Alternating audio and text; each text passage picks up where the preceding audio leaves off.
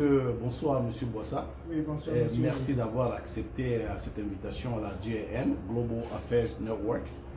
Notre objectif c'est de connecter le monde entier à l'expertise américaine.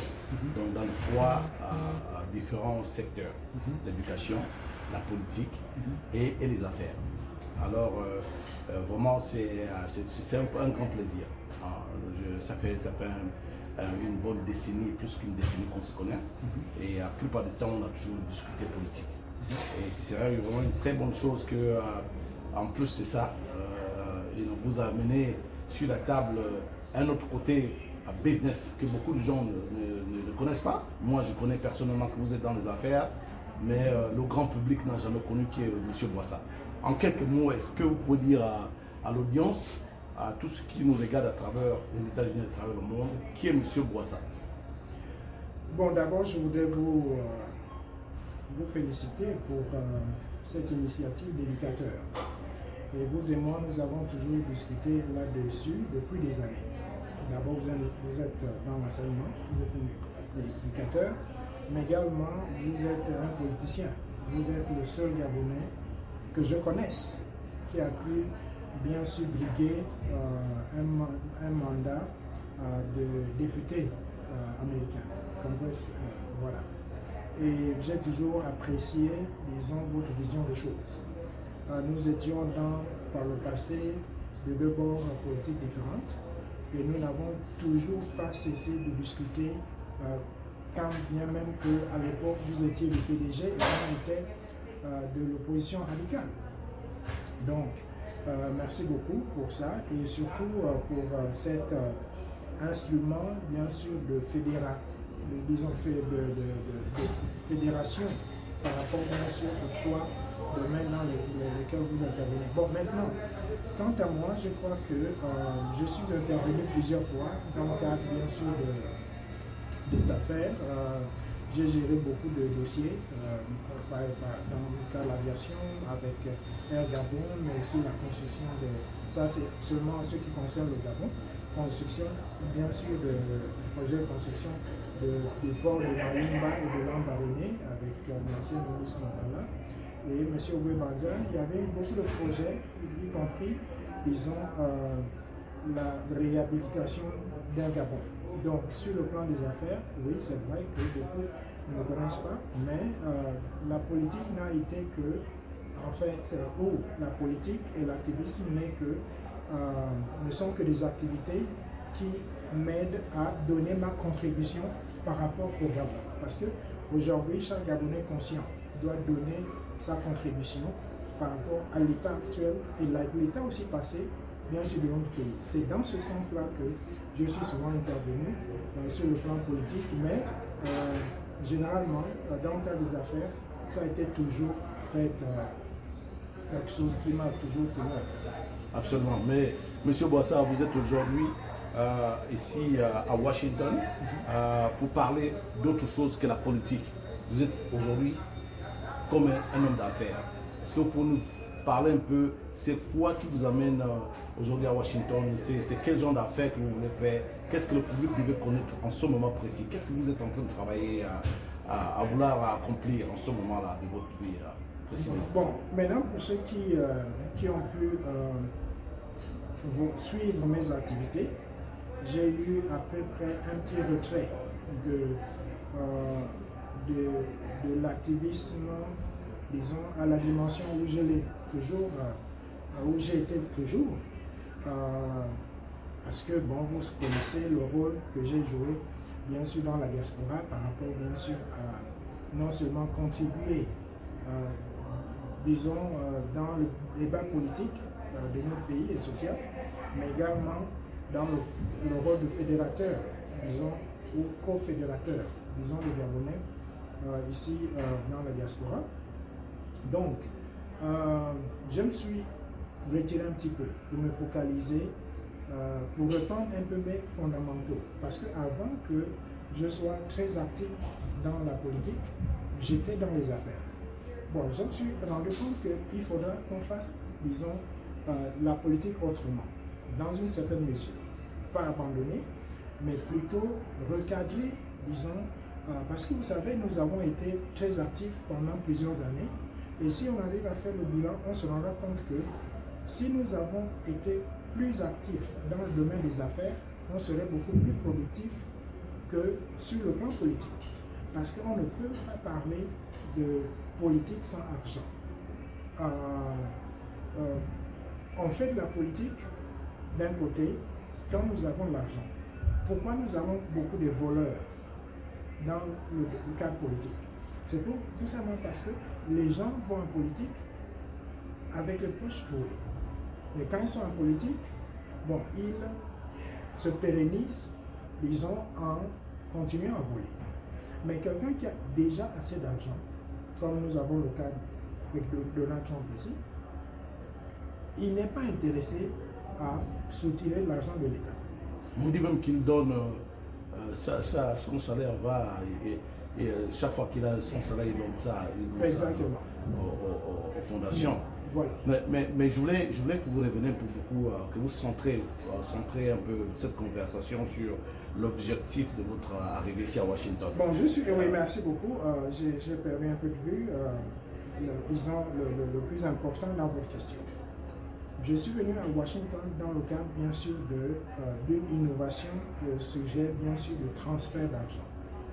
Nous nous sommes rendus compte qu'avec, disons, les nouvelles technologies, beaucoup de choses sont en train d'être révolutionnées. Quand vous et moi, nous venions aux États-Unis, nous allions parfois de nuit acheter les cartes téléphoniques. Mais aujourd'hui, nous ne le faisons plus grâce aux réseaux sociaux. Donc, ces réseaux sociaux se sont développés devant nous. Quand vous et moi nous sommes venus aux États-Unis, il n'y avait pas WhatsApp, il n'y avait pas Facebook. Google venait presque de... Voilà. Et même Google, on payait pour Google quand il venait à venir. Exactement. Jusqu'à maintenant, Google prend toujours de l'argent. Voilà. Donc c'est vraiment Facebook qui va révolutionner. Maintenant, nous, ce que nous voulons faire, c'est la libéralisation en fait du transfert d'argent. Au travers, disons, le e-commerce, au travers, bien sûr, la téléphonie. Donc, nous avons créé depuis près de 2 ans une application qui a plusieurs rôles. D'un côté, transfert d'argent, de l'autre côté, le paiement de marchandises ou bien de, disons, de commerçants ou voilà. Bon. Et vous dites que ça fait 2 ans que vous travaillez sur le projet. 2 ans que nous travaillons sur le projet. Une année vraiment matin, midi et soir, comme on dit au Gabon. Nous avons 10 ingénieurs qui se sont qui ont presque tout arrêté pour travailler sur cette application. Parce que quand vous voyez une application comme Cash App, apparemment ça semble quelque chose de facile. Mais c'est une infrastructure. Et non seulement dans l'application, mais il y a également le règlement. Les États-Unis, s'il y a un domaine où il y a beaucoup de règlements, c'est sur l'argent. Donc il fallait le licence, c'était le mot de tête. Et il y a en fait la technologie derrière ça. Donc il fallait trouver des compagnies qui devraient nous aider dans le cadre bien sûr de supporter notre application, de compagnies de technologie, mais aussi les banques. Donc une application qui fait le transfert d'argent comme nous le faisons est une application différente de certaines applications que vous connaissez telles que Airtel Money et le reste. Parce que ces applications sont limitées seulement aux services téléphoniques. Mais nous, il y a toute, disons, une coalition, bien sûr, de compagnies pour assurer le bien-être de cette application. Donc, mais je voulais savoir, vous venez dans une sphère de transfert d'argent qui est une sphère, il faut quand même dire, qui est assez dure, parce que vous parlez de la réglementation, surtout quand vous fabriquez ce genre d'applications ici aux États-Unis. Il y a la réglementation qui est là, mais aussi, vous savez, très peu de compagnies, de personnes hors européens ont créé une compagnie de transfert d'argent. C'est vrai qu'aujourd'hui, on commence à avoir des banques par des Africains et par des Noirs, mais souvent, c'est un cercle fermé. Donc, vous venez, devant vous, vous avez Western Union, vous avez MoneyGram devant vous. Comment est-ce que vous avez apporté un produit qui va non seulement faire une compétition avec ces compagnies qui sont là, vraiment enracinées depuis des années, les gens connaissent beaucoup. Comment est-ce que c'est quoi la différence que vous apportez par rapport à ce qui existe? Bon, en fait, c'est une très bonne question parce que quand vous essayez de remarquer, vous vous rendez compte qu'aux États-Unis, par exemple, il n'y a pas beaucoup de compagnies qui est dans le domaine de transfert d'argent, du moins c'est dans le cadre de la téléphonie. Pourquoi? Parce que non seulement la réglementation, mais également la structure technique, elle est la plus difficile. Et ce n'est pas aussi une question d'argent, mais c'est comment structurer ça et quels sont les acteurs que vous mettez en place pour le faire. Bon, maintenant, dans notre cas, nous sommes en partenariat avec d'autres compagnies qui sont spécialisées dans le domaine. Par exemple, en Afrique, nous avons eu un agrément avec UBA, United Bank for Africa. Donc, ce partenariat fait qu'en Afrique, nous ayons un partenaire bancaire technique qui assure non seulement le payout, donc quand vous envoyez au niveau local, mais également nous avons un autre partenaire technique qui a aussi disons, qui assure, qui garantit les transferts. Et ce partenaire technique a des agréments, c'est ça? Oui. De licence, disons, dans la plupart des banques en Afrique. Mais la particularité, c'est quoi? C'est que, vous voyez, quand vous envoyez l'argent à Western Union ou MoneyGram, vous deviez chercher une agence où aller payer l'argent, prendre l'argent. Bon, maintenant, nous, avec nos partenaires, nous avons signé des contrats avec des compagnies qui font le téléphonie, qui font le transfert d'argent. Ce qui fait que quand vous envoyez de l'argent ici aux États-Unis, par exemple au Gabon ou au Congo, ça passe dans le réseau bancaire. Mais ça se termine aussi sur le réseau téléphonique. Donc vous n'avez pas besoin d'aller à la banque, d'aller à une agence Western Union. Ce dont vous avez besoin, c'est à partir de votre téléphone, vous avez cet argent. Mais vous pouvez soit aller dans un endroit, par exemple RTL, dans le dépôt d'RTL, acheter cet argent, ou dans le cas contraire, vous pouvez faire des achats. Parce que notre application est dessinée de telle sorte que nous ayons 3 endroits où l'argent peut se poser. Le premier endroit, c'est le wallet money, qui est une sorte de compte bancaire virtuel. Le deuxième endroit, c'est vos comptes bancaires. Donc, à partir de votre compte virtuel, donc, ça veut dire vous pouvez faire des achats. Une fois la personne reçoit l'argent, déjà de 1, il semble que la personne a d'abord download l'application.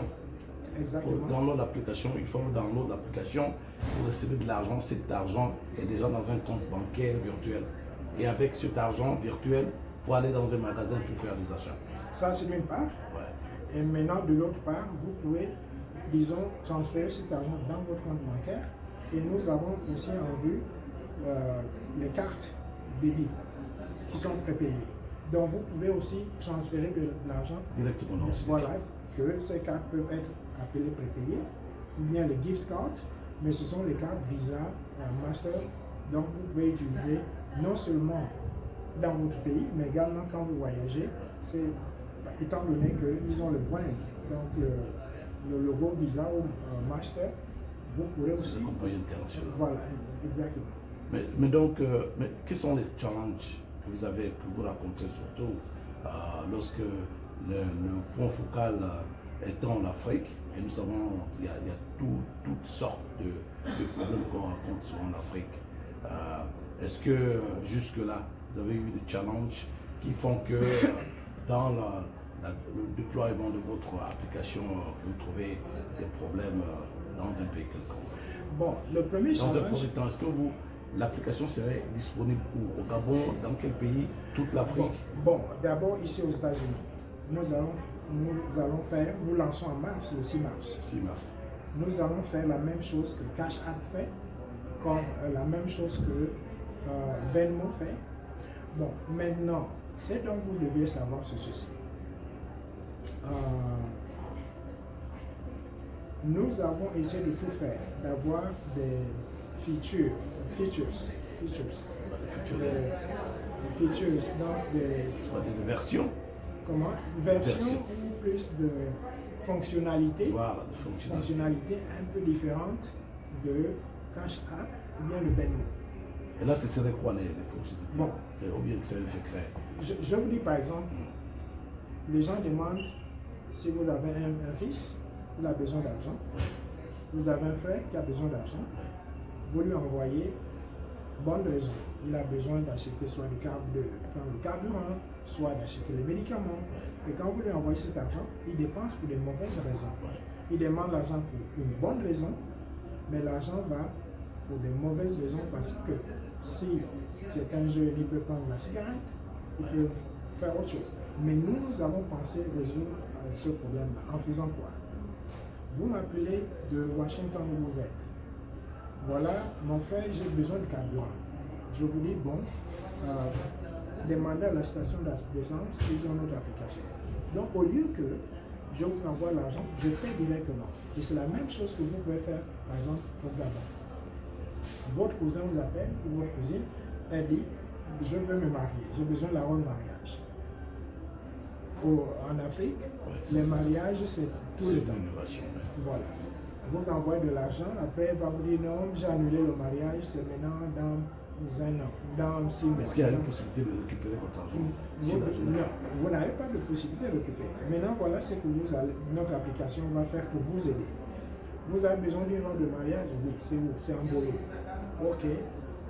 L'application Mbolo connaît notre application parce que nous allons avoir, disons, les gens de sales, marketing qui vont tout faire pour que notre application soit dans ce coin. Donc c'est Bon, maintenant, qu'est-ce que vous faites? Vous avez la facture. Mbolo peut vous envoyer une facture à travers votre téléphone et vous payez l'argent. C'est la même chose avec les événements. Ok, il y a des événements, il faut acheter à boire parce qu'il y a des décès et autres. Maintenant, qu'est-ce que vous faites? Le magasin va générer une facture de la somme et vous envoie. Et vous, à travers le numéro de téléphone du magasin, vous pouvez payer directement. En ce moment, votre argent ne va pas dans une mauvaise place. Voilà. Mais il me semble que ça pourrait aussi résoudre le problème du terrorisme, par exemple. Vous savez, il y a des personnes qui envoient de l'argent, souvent dans des pays qui sont sur la liste rouge des États-Unis, parce que souvent cet argent termine dans les mains des terroristes, des bad guys. Est-ce que c'était dans cet esprit-là aussi, je veux dire, lorsque la raison est bien précise, parce que vous ne pourrez jamais mettre sur votre requête que vous voulez de l'argent pour le terrorisme. Donc si c'est pour acheter de la nourriture, ce serait clairement que ça va directement dans le magasin où vous avez besoin de la nourriture. Je pense que ça pourrait à long terme aussi adresser le problème du terrorisme, l'argent mal utilisé. Bon, quand tout à l'heure nous parlons de régulation, bon, vous ne pouvez pas faire un business comme celui dont nous faisons sans pourtant tenir compte, disons, des lois. Nous avons ce qu'on appelle, ce que les banquiers ou les financiers appellent le BSA, Bank Secrecy Act.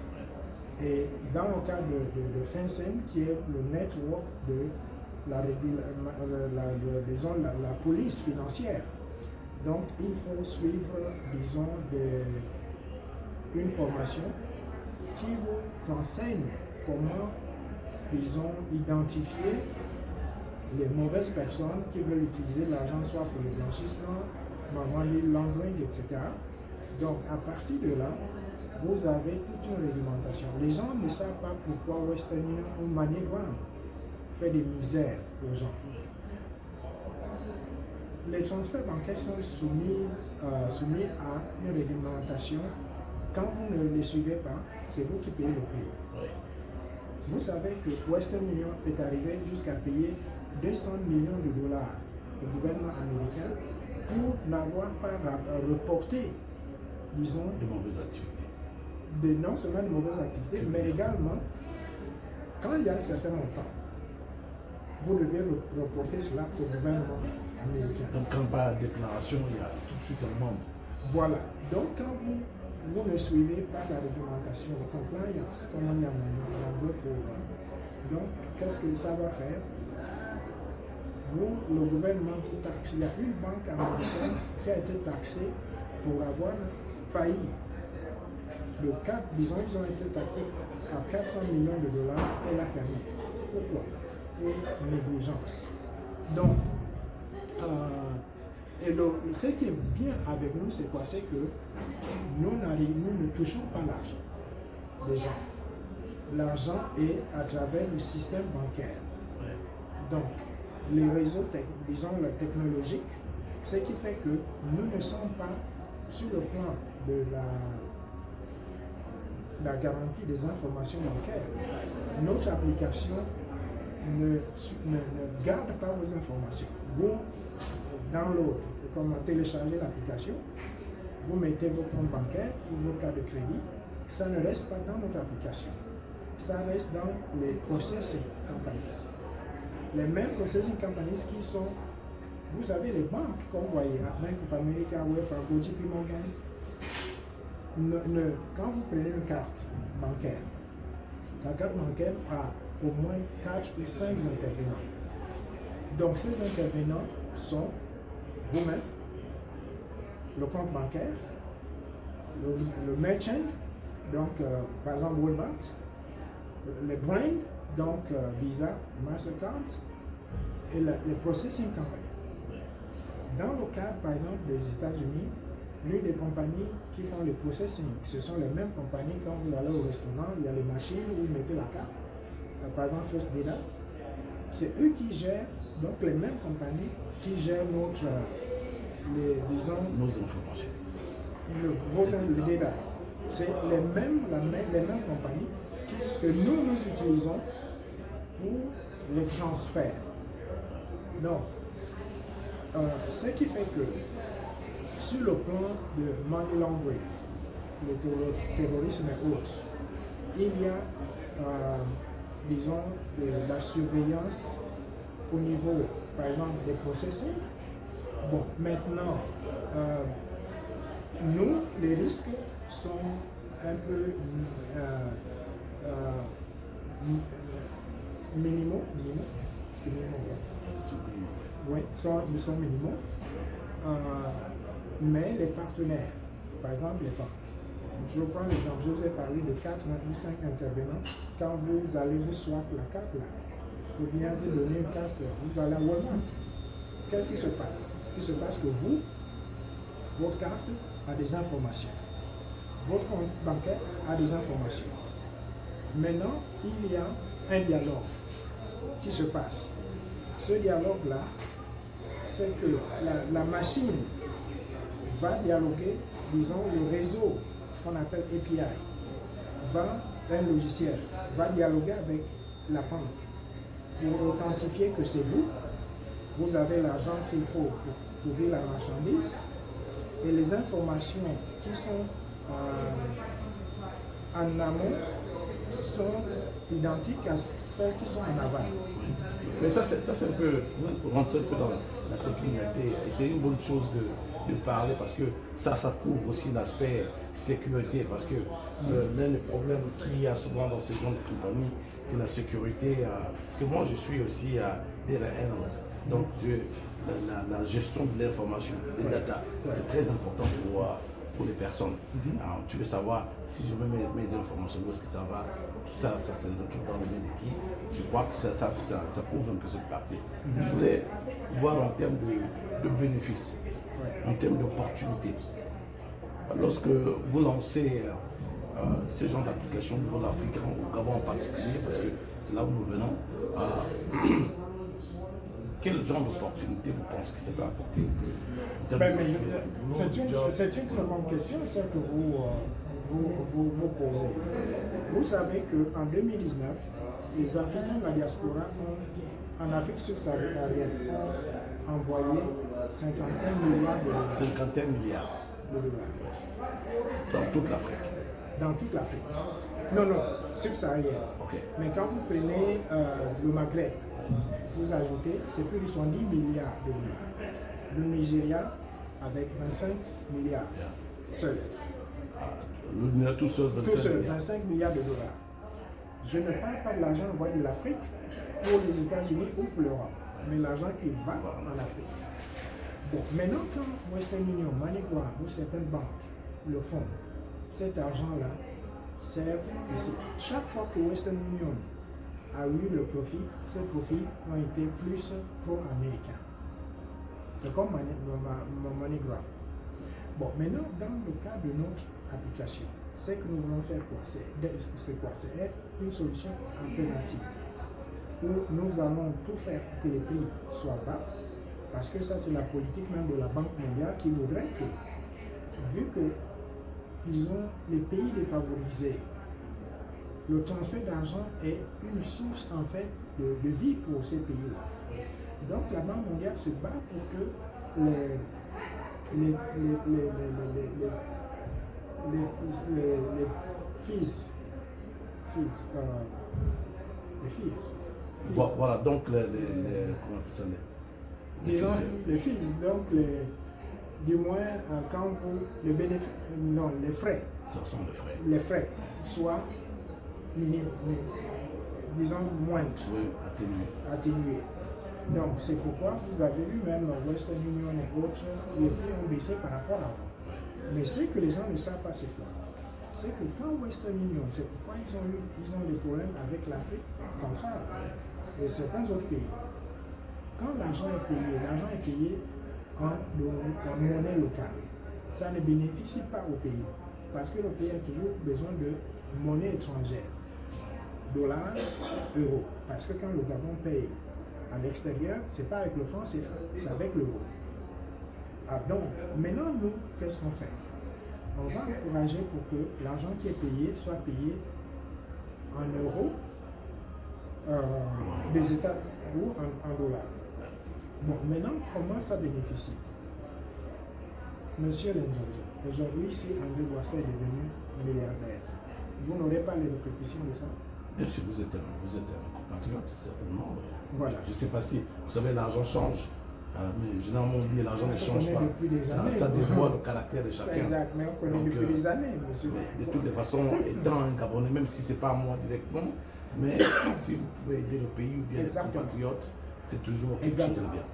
Exactement. Donc, mais je vais parler en termes de vous savez, aujourd'hui, lorsqu'on, dans nos pays, on parle souvent de précarité, on parle souvent de l'emploi, on parle souvent de l'éducation. Donc, c'est vrai que l'aspect que vous voulez dire, une fois que vous devenez aisé, vous avez assez de moyens, certainement vous allez essayer d'aider le pays avec peut-être la construction des écoles ou bien aider dans le domaine de l'éducation, donnant des dons pour essayer d'améliorer certaines écoles dans leur infrastructure et tout le reste. Mais je veux dire en termes de boulot, d'emploi, est-ce que vous auriez, puisque il me semble que ça va dans le pipeline des banques et ça va aussi dans le pipeline ça c'est le trou parce que on dirait que vous êtes juste un maillon d'une chaîne de grosses entreprises, les banques et tout le reste. C'est pas comme si vous étiez une entité en tant que telle qui aura ses propres employés sur le terrain pour gérer ces affaires-là. Bon, je ne sais pas si je ne sais pas si nous sommes là pour le service de ces entreprises ou sont ces entreprises qui sont là à notre service. Ouais. Je prends l'exemple. Pour que au Gabon, notre produit soit utilisé dans le cas du Gabon, il faut que nous ayons par exemple des agents marketing.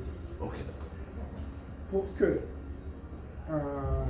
quand quelqu'un a besoin de l'électricité, pour que vous soyez capable, vous qui êtes aux États-Unis, de payer pour l'électricité, il faut que la SCG soit impliquée. Ouais.